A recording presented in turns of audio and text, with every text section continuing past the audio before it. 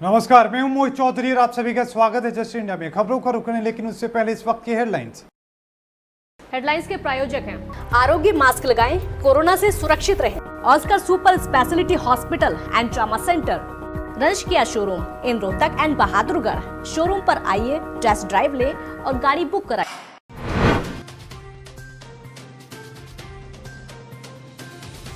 देश में कोरोना के 62,000 से ज्यादा नए संक्रमित। हरियाणा में 755 नए मामले, 3 की मौत।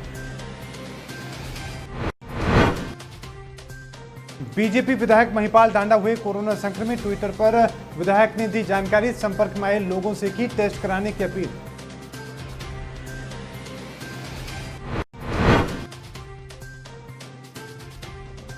चौधरी चरण सिंह हरियाणा कृषि विश्वविद्यालय के वैज्ञानिकों ने जारी की चेतावनी। 11 अगस्त तक प्रदेश के कई हिस्सों में होगी भारी बारिश।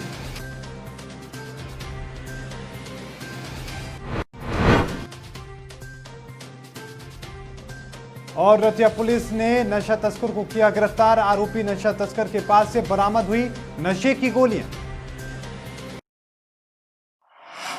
देश में जानलेवा कोरोना वायरस का प्रकोप अब दिन पर दिन तेजी से बढ़ता जा रहा है। देश में अब कोरोना वायरस के मामले 20 लाख के पार जा चुके हैं। पिछले 24 घंटे में देश में 886 लोगों की मौत हो चुकी है, जबकि 62,538 नए मामले सामने आए हैं, जो अभी तक एक दिन में सबसे ज्यादा मामले हैं। वहीं हरियाणा में पिछले 24 घंटे में 755 नए मामलों के साथ कोरोना संक्रमितों की संख्या 39,000 के पार जा चुकी है। राहत की बात यह है कि 680 मरीज ठीक होकर घर लौटे हैं और 3 मरीजों ने कोरोना से दम तोड़ दिया है। गुरुवार को संक्रमितों की आंकड़ा 39,303 पर पहुंच गया, जबकि 32,640 मरीज ठीक हो चुके हैं। अब 6,205 मरीजों का अस्पताल में इलाज चल रहा है। हरियाणा के पानीपत ग्रामीण से बीजेपी विधायक महिपाल डांडा की रिपोर्ट पॉजिटिव आई है। विधायक ने ट्वीट कर खुद इस बात की जानकारी दी है। विधायक महिपाल डांडा ने लिखा कि पिछले 2 दिन में तबीयत खराब महसूस हो रही थी। मैंने कोरोना टेस्ट कराया और रिपोर्ट पॉजिटिव आई है। फिलहाल मेरी तबीयत ठीक है, लेकिन मेरा अनुरोध है कि जो भी साथी पिछले कुछ दिनों में मेरे संपर्क में आए हैं, उनमें से अगर फिलहाल किसी की कोई दिक्कत महसूस हो रही है तो कृपया खुद को आइसोलेट करें और अपनी जांच कराएं। आपको बता दें कि पानीपत ग्रामीण विधानसभा सीट से विधायक महिपाल डांडा सिविल अस्पताल में मेडिकल बायो वेस्ट मैनेजमेंट देखने गए थे। उनके साथ civil surgeon deputy MS doctor Amit Puria भी मौजूद थे। विधायक महिपाल डांडा ने ईएसआई अस्पताल का भी निरीक्षण किया था। इसके बाद विधायक डांडा पोस्टमार्टम हाउस एरिया में गए थे। साथ ही ग्रामीण एरिया के लोगों के साथ भी संपर्क में आए थे। महिपाल डांडा चंडीगढ़ के सेक्टर 3 स्थित एमएलए हॉस्टल में ठहरे हुए थे। वहां के स्टाफ के भी उनके संपर्क में आने की सूचना है। खबरों के मुताबिक वो बुधवार को हरियाणा निवास में हुई विधायक दल की बैठक में भी शामिल हुए थे। कोरोना लक्षण होने के बावजूद भी वो कार्यक्रम में हिस्सा लेते रहे। पंचकुला जिला अस्पताल के सिविल सर्जन ने उनके संक्रमित होने की पुष्टि की है। चौधरी चरण सिंह हरियाणा कृषि विश्वविद्यालय हिसार के कृषि मौसम विज्ञान विभाग के वैज्ञानिकों के अनुसार बंगाल की खाड़ी में एक और कम दबाव का क्षेत्र बनने की संभावना से 8 अगस्त से मानसून हवाओं की फिर से मैदानी क्षेत्रों की ओर सक्रियता बढ़ने की संभावना है, जिससे 9 अगस्त से 11 अगस्त के बीच प्रदेश के बीच ज्यादातर क्षेत्रों में अच्छी बारिश होने की संभावना है। इस संबंध में जानकारी देते हुए चौधरी चरण सिंह हरियाणा कृषि विश्वविद्यालय हिसार के कृषि मौसम विज्ञान विभाग के प्रवक्ता ने बताया कि जारी मौसम विभाग पूर्वानुमान के अनुसार मानसूनी हवाओं का टर्फ अब गंगानगर, हिसार, बदायूं, गोंडा, आजमगढ़, गया, जमशेदपुर, डीगा होते हुए बंगाल की खाड़ी तक गुजर रहा है। इसके निचले और दक्षिण की तरफ शिफ्ट होने की संभावना है और बंगाल की खाड़ी में बनने वाले एक निम्न दबाव के क्षेत्र से मानसूनी हवाओं की सक्रियता मध्य और दक्षिण पश्चिमी भारत में ज्यादा रहने की संभावना है। इसी कारण हरियाणा की तरफ से आने वाली कमजोर मानसूनी हवाओं से 8 अगस्त तक राज्य में मौसम विभाग पर परिवर्तनशील रहने, बीच बीच में बादलवाई आने और तापमान में हल्की बढ़ोतरी होने की संभावना है।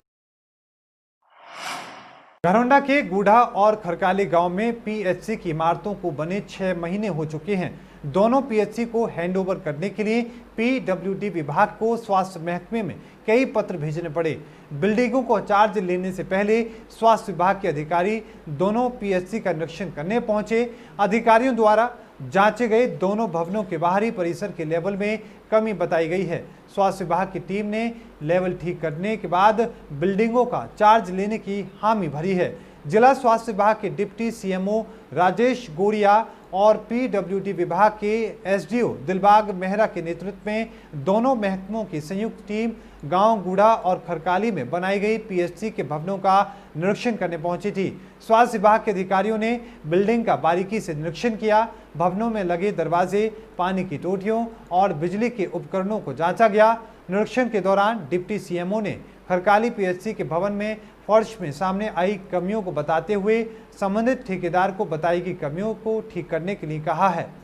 तो विजय, कब से बिल्डिंग तैयार हुई? बिल्डिंग तो कम से कम लॉकडाउन से पहले तैयार थी जी। कंप्लीट है? कंप्लीट है जी। तो हैंडओवर हो चुके हैं? हैंडओवर आज आ रहे हैं जी डॉक्टर साहब। क्या वजह हुई इतनी देरी की? देरी का तो देखो इसमें क्या कह सकते हैं जी, लेने तो बिल्डिंग उन्होंने ये जी हमारी तरफ से तो तैयार है। तो अभी कौन देख रेख कर रहा है पिछले 4-5 महीने से? 4-5 महीने से हमने अपना चौकीदार छोड़ा हुआ जी। की है जो मोटी मोटी कमियां पहले जो देखी थी काफ़ी हद तक तो ठीक हो ही गई है, लगभग ठीक हो ही गई है। इसको जल्दी हैंड ओवर कर लिया जाएगा। इसके अंदर ये था ना, पहले तो कोविड चल रहा था, लॉकडाउन चल रहा था, लॉकडाउन की भी दिक्कत थी, सभी अपने अपने घरों में थे 1.5-2 महीने से। तो उसके बाद फिर जब इंस्पेक्शन करी है, इंस्पेक्शन करने के बाद जो कमियां थी उसको भी अब ठीक कराने में टाइम लग गया। तो अब कब तक उम्मीद है जिसको कब तक लगेंगे? हाँ, जल्दी हो जाएगी। किस प्रकार की कमी सामने आई? किस प्रकार, जिस तरह छोटी छोटी कमियाँ थी, जिस तरह कई कमरे में सीमेंट की कमी थी, कई सीमेंट लगा हुआ था, छोटी छोटी कुंडियाँ कई जगह कम थी, कुंडियाँ हिल रही थी। जैसे इसमें पार्क बनना चाहिए था। अप्रूवल जो आई कि ये जो ना एक साइक्लो स्टाइल आ गई 360 लाख की, और खर्चा कई गुड डाम जैसे ज़्यादा हो गया, वो तालाब में थी, उसकी वजह से भी थोड़ा काम जैसे मिट्टी नहीं डाल पाए। तो वो अब आज डॉक्टर साहब ने डिसाइड किया है कि मिट्टी डालनी है, ये पैसे अरेंज कराएंगे अपने डिपार्टमेंट से। तो अभी मुझे लगता है कि विद इन वीक दोनों पीएचसी हैंड ओवर हो जाएंगी। सिविल सेवा परीक्षा का रिजल्ट आने के बाद होटल में खुशी का माहौल बन रहा है, क्योंकि होटल निवासी हिमांशु जैन ने इस परीक्षा में चौथी रैंक हासिल कर होटल के साथ साथ प्रदेश का नाम रोशन किया है। हिमांशु आज अपने पैतृक गांव होटल में अपने घर पहुंचे। हिमांशु जैन का होटल पहुंचने पर होटल के सभी सामाजिक संस्थाओं और होटल नागरिकों ने हिमांशु का जोरदार स्वागत किया।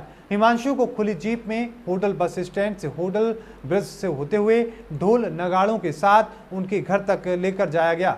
जगह जगह होटल शहर के लोगों ने हिमांशु का स्वागत किया। इस अवसर पर हिमांशु और उनके दादाजी को बधाई देने वालों का तांता लगा रहा।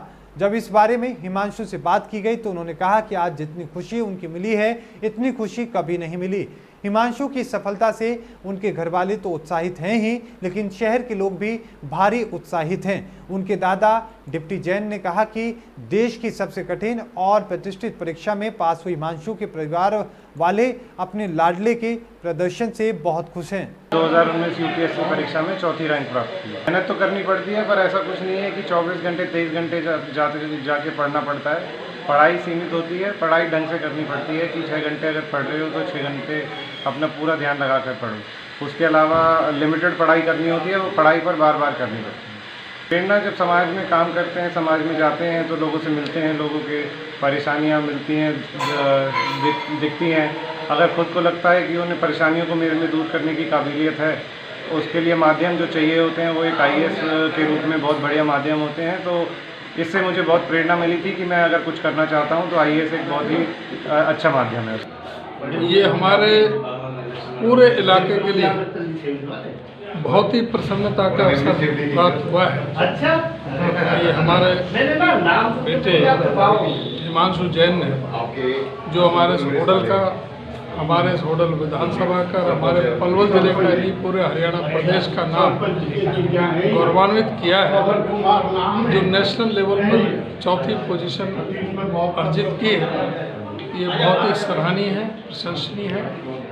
मैं इनके परिवारजनों को, इनके माता पिता को, इनके दादा जी को, दादी को, उनको सबको बहुत बहुत शुभकामना और बधाई देता हूँ। कोरोना महामारी के बीच एक बार फिर से पहले की तरह पूरी सवारियों को लेकर हरियाणा रोडवेज का पहिया चल पड़ा है। यमुनानगर में कोई बस पूरी भरी दिखाई दी तो कुछ के लिए सवारियां कम पड़ गईं।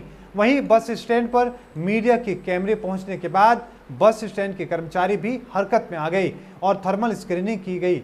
वहीं बसों में कुछ सवारियों ने बैठते ही मुंह पर लगे मास्क नीचे किए हुए थे, कैमरे को देखकर मास्क ऊपर कर लिए। वहीं यमुनानगर के डिपो मैनेजर ने बताया कि नए नियमों के अनुसार बसें चलाई जा रही हैं, लेकिन सवारियां बेहद कम आ रही हैं। दिल्ली उत्तर प्रदेश बॉर्डर तक 4 बसें अभी चलाई जा रही हैं। इसी प्रकार हरियाणा उत्तर प्रदेश बॉर्डर तक बसें चलाई जा रही हैं। अगर सवारियां और आएंगी तो और भी बसें चलाई जाएंगी। वहीं हमने ड्राइवर, कंडक्टर और सारे स्टाफ को निर्देश दिए हुए हैं कि सैनिटाइजर को अपने पास रखें और जो सवारी बस में चढ़े उन्होंने मास्क लगाया हो। कुछ लोगों तो इसका जागरूक हैं और इसका पालन कर रहे हैं। वहीं कुछ लोग ऐसे भी हैं जो रोडवेज वर्कशॉप से निकलते ही और उसके बाद अपना मास्क हटा देते हैं, उसे भी सैनिटाइज किया जाता है। हमारे पास सरकार के आदेश आए कि बस के अंदर जो 52 सवारी की कैपेसिटी है, बस के अंदर 52 सवारी को बिठा करके भेजा जाए। तो हमने कल से ही सरकार की जो आदेशों की पालना शुरू कर दी थी और कल से ही हमने अपने चालकों, परिचालकों को और सभी स्टैंड के इंचार्जों को आदेश दे दिए थे कि सभी बसों के अंदर 52 सवारी बिठा करके ही बस को भेजा, रूट के ऊपर भेजा जाए। जैसे भी सरकार की जैसे भी हिदायत आती रहेगी हम उसी के हिसाब से काम करते रहेंगे। हरियाणा को हरा भरा बनाने का अभियान जोर शोर से चल रहा है। अब ऐसे में रोहतक में भी जोर शोर से लोग हरियाणा को हरा भरा बनाने में अपना अहम योगदान दे रहे हैं। इस बीच LPS boss board, rotary club of Rohtak और नगर निगम रोहतक के तत्वाधान में चल रहे 10,000 वृक्षारोपण अभियान के अंतर्गत खरावड़ के LPS बॉस बोर्ड के प्रांगण में पौधारोपण किया गया। कार्यक्रम की अध्यक्षता Rajesh Jain MD PS boss board ने की और मुख्य अतिथि के रूप में पूर्व सहकारिता मंत्री मनीष ग्रोवर, मेयर रोहतक मनमोहन गोयल, बीजेपी के जिला अध्यक्ष अजय बंसल ने शिरकत की। इस अवसर पर रोटरी क्लब ऑफ रोहतक के सदस्य भी मौजूद रहे। रतिया के गांव तामसपुर के पास पुलिस ने एक बाइक सवार नशा तस्कर को गिरफ्तार किया। पकड़े गए आरोपी तामसपुरा निवासी निंद्रपाल सिंह ने 3000 नशे की गोलियां उससे बरामद की गई हैं, जिसके बाद पुलिस ने निंद्रपाल पर NDPS एक्ट के तहत मामला दर्ज कर लिया है। निंद्रपाल को कोर्ट में पेश भी किया गया। मामले की जानकारी देते हुए फतेहाबाद के लिए DSP सुभाष चंद्र ने बताया कि पुलिस ने गश्त के दौरान नशा तस्कर को गिरफ्तार कर 3000 नशे की गोलियां बरामद की हैं। पकड़े गए आरोपी को रिमांड पर लेकर मुख्य तस्कर के बारे में जानकारी जुटाई जा रही है। इन गोलियों को कहां सप्लाई किया जाना था और नशा तस्कर कहां से लेकर आए थे, रिमांड के दौरान ये जानकारी जुटाई जाएगी। DSP ने कहा कि नशे को लेकर उनका अभियान लगातार जारी रहेगा। बाइक सवार को तलाशी के दौरान उससे 3000 नशीली गोलियां बरामद की है और 22 सवार का नाम निंद्रपाल निवासी तामसपुर है। उसके खिलाफ NDPS एक्ट के तहत अभियोग अंकित किया गया है और उसे आज अदालत में पेश करके 1 दिन का पुलिस रिमांड दिया जाएगा और पुलिस रिमांड अवधि के दौरान यह जानकारी जुटाई जाएगी कि इस धंधे में और कौन कौन से व्यक्ति। खबरों के प्रायोजक थे Pramod trading company, tiles, sanitary ware, Ghanipura, Jhajjar road, Rohtak. Asian colour coated Ispat limited. Be Fast Fit, India's fastest growing fitness chain, now at Rohtak D Park. Corona महामारी से लड़ने के लिए आरोग्य मास्क लाया है आपके लिए सबसे आधुनिक मास्क। इसके साथ ही आपको मिलेगी आधुनिक PPE किट, वो भी बहुत ही सस्ते रेट पर। contact@arogyamask.com पर जाएं और हमसे संपर्क करें या फिर www.arogyamask.com से जुड़ें। इसके साथ ही आप हमें कॉल कर सकते हैं। हमारा पता है Anand international, plot number 181, sector 25, Panipat, Haryana.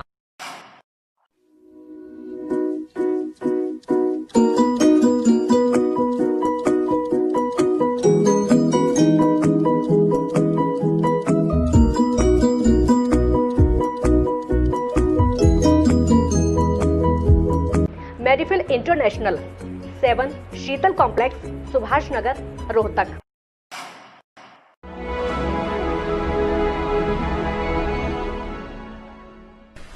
चाचा, आपने नया घर बनवाया है तो घर की छत पर कौन सी शीट लगवाई है?